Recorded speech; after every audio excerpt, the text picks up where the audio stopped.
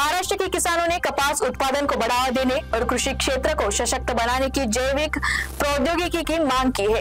उनका कहना है कि आधुनिक तकनीकों और उन्नत बीजों के बिना भारतीय किसान वैश्विक स्पर्धा में पीछे रह जाएगी। भारत के कृषि क्षेत्र में बदलाव की जरूरत देखते हुए महाराष्ट्र के किसानों ने जैव प्रौद्योगिकी को अपनाने की मांग की है। किसानों का कहना है कि बीटी और एचटीबीटी कपास जैसी आधुनिक तकनीकों से न केवल उत्पादन बढ़ेगा बल्कि कीटनाशकों का इस्तेमाल भी कम होगा। किसानों ने सरकार से अपील की है कि वे विज्ञान आधारित नीतियों को अपनाएं और वैश्विक स्तर पर प्रतिस्पर्धा के लिए भारतीय किसानों को आवश्यक तकनीक मुहैया कराए। उनका कहना है कि अगर अमेरिका, ब्राजील और ऑस्ट्रेलिया के किसान इन तकनीकों का लाभ उठा सकते हैं तो भारतीय किसानों को इससे वंचित क्यों रखा जा रहा है।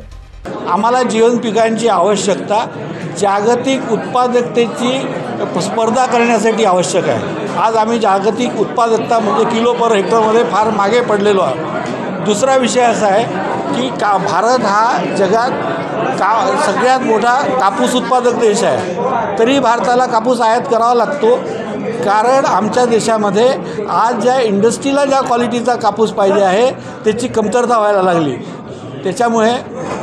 त्याच्यामुळे आम्हाला जीएमपी का आवश्यकता आहे। गुणवत्तापूर्ण उत्पादनं, शेतमालाची उत्पादनं आणि जागतिक उत्पादकतेची स्पर्धा, कारण आम्ही जोपर्यंत जागतिक उत्पादकतेची स्पर्धा करणार नाही तोपर्यंत आमचा उत्पादन खर्च कमी होणार नाही। कापूस जे काही करायचं असेल तर समजा आमच्याकडे 10 एकर कापूस असेल तर 8 एकरावर आम्हाला कापूसच लावावा लागते। 2 एकरात आम्ही इतर प्रयोग करू शकतो, म्हणजे 80% क्षेत्रावर आम्हाला कापूसच लावणे आवश्यक आहे।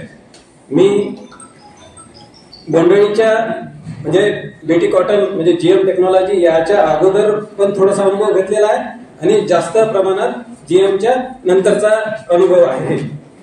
आता कोणतेही तंत्रज्ञान उपयोगात आणलं की प्रशिक्षण खूप आवश्यक आहे।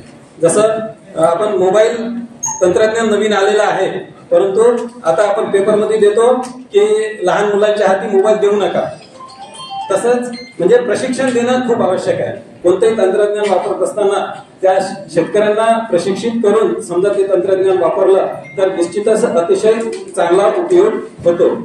सरकार क्या कदम उठाएगी और किसानों की ये मांगे कब तक पूरी होगी, इस पर सभी की निगाहें टिकी है।